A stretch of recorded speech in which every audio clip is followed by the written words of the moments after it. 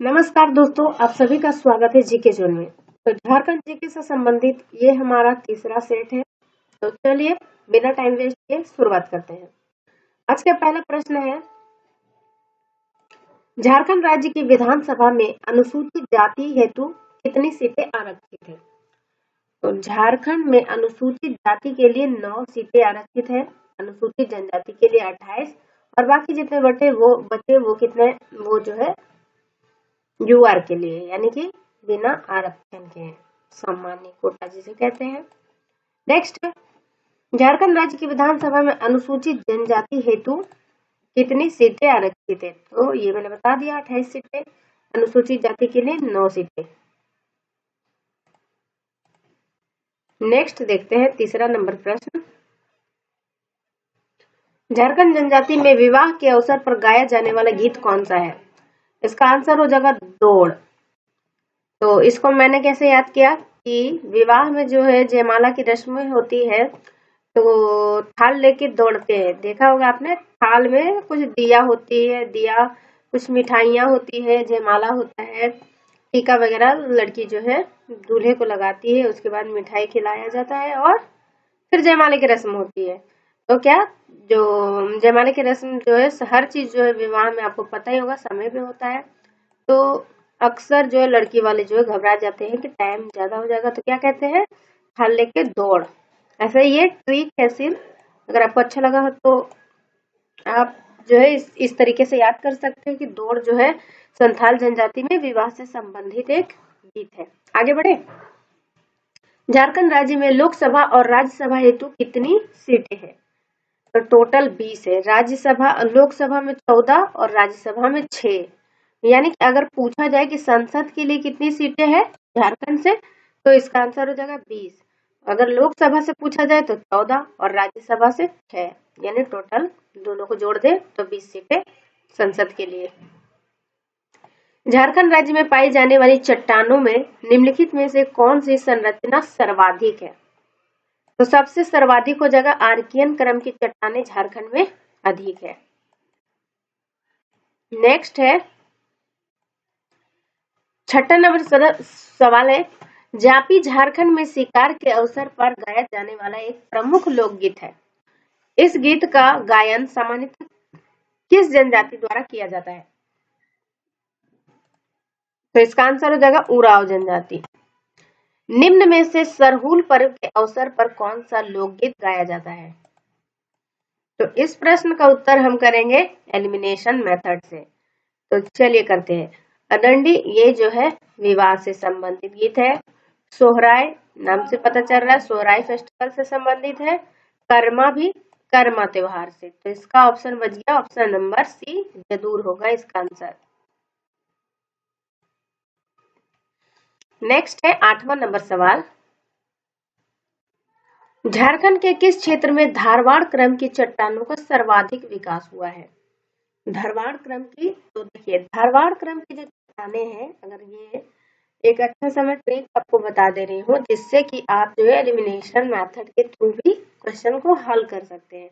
तो आपको पता होगा कि धारवाड़ क्रम की चट्टानें जो होती है उसमें धातुएं पाई जाती है, धातुएं बहुत ज्यादा पाई जाती है, जैसे लोहा हो गया या बॉक्साइड हो गया, बहुत सारी। तो झारखंड में लोहा से कौन सा क्षेत्र जो है सबसे धनी है?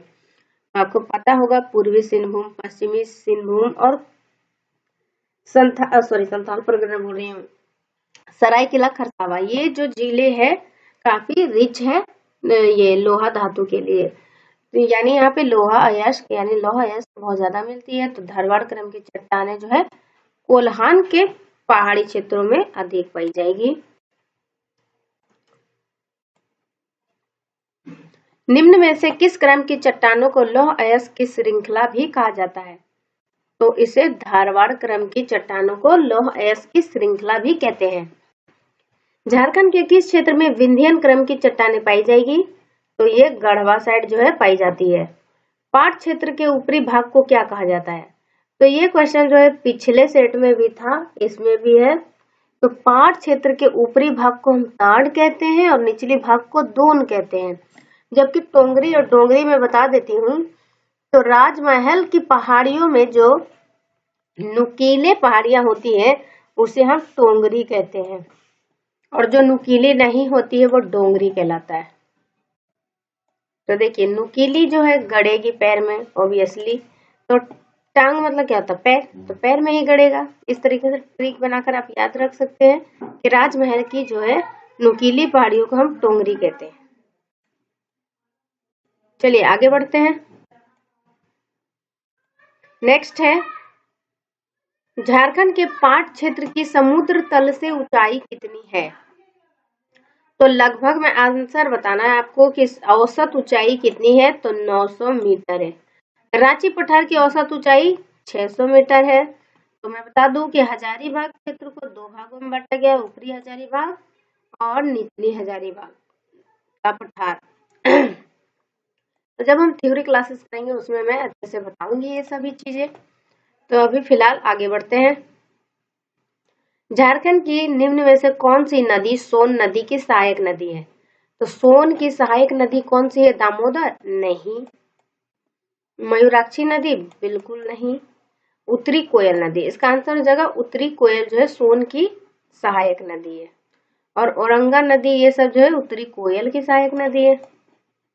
इसका आंसर हो जाएगा ऑप्शन नंबर बी, 14 का आंसर बी है। झारखंड के उत्तरी कोयल नदी का उद्गम स्थल कौन सा है? उत्तरी कोयल का उद्गम स्थल कौन सा है? तो इसका आंसर क्या होगा? रांची का पठारी क्षेत्र। तो रांची के पठार के मध्य क्षेत्र से उत्तरी कोयल नदी निकलती है और ये उत्तर की साइड जाकर सोन नदी में मिल जाती है। निम्न में से कौन सी नदी उत्तरी कोयल की सहायक नदी है?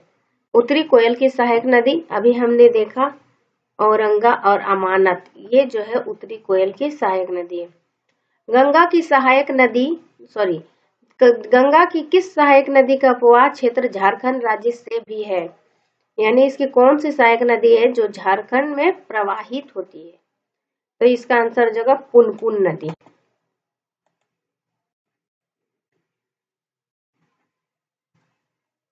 निम्न में से किस नदी का उद्गम झारखंड में है तथा इसका अपवाह मुख्यतः बिहार में है? यानी यहाँ से निकलती है लेकिन इसका प्रवाह क्षेत्र ज्यादा बिहार में ही है, यहाँ सिर्फ निकलने के लिए प्रसिद्ध है, ऐसा है। तो ये है आंसर फल्गु नदी। फल्गु जो है झारखंड से निकलती है लेकिन ये बिहार में बहती है। नेक्स्ट है 19वां नंबर सवाल, निम्न में से किस नदी को देव नदी के नाम से जाना जाता है? तो बहुत इजी है, देव नदी कहते हैं दामोदर को। निम्न में से किस नदी को बंगाल का शोक कहा जाता है? तो ये अभी तो नहीं कहा जाता लेकिन पहले कहा जाता था बंगाल का शोक, इसे दामोदर को। तो दामोदर नदी जो है बंगाल का शोक कहलाता था क्योंकि दामोदर की वजह से बंगाल में बहुत ज्यादा बाढ़ आता था। लेकिन 1948 ईस्वी में जो है दामोदर पर बहुउद्देशीय नदी घाटी परियोजना बनी, उसके बाद से बंगाल का शोक अब ये नहीं रह गया है।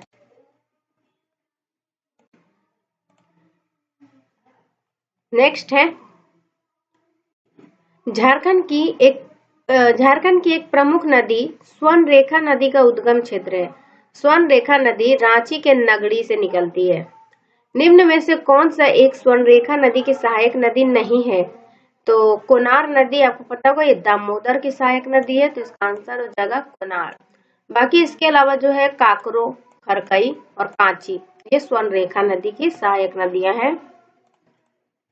तो दोस्तों आज के वीडियो में बस इतना ही, अगले वीडियो मिलेंगे। अगर आपको ये वीडियो जरा सा भी फायदेमंद लगा हो तो प्लीज वीडियो को लाइक कर दीजिए, चैनल को सब्सक्राइब कर लीजिए और ऐसे ही वीडियो पाने के लिए बेल आइकन को जरूर दबाइएगा। अगले वीडियो में मिलते हैं, तब तक के लिए धन्यवाद।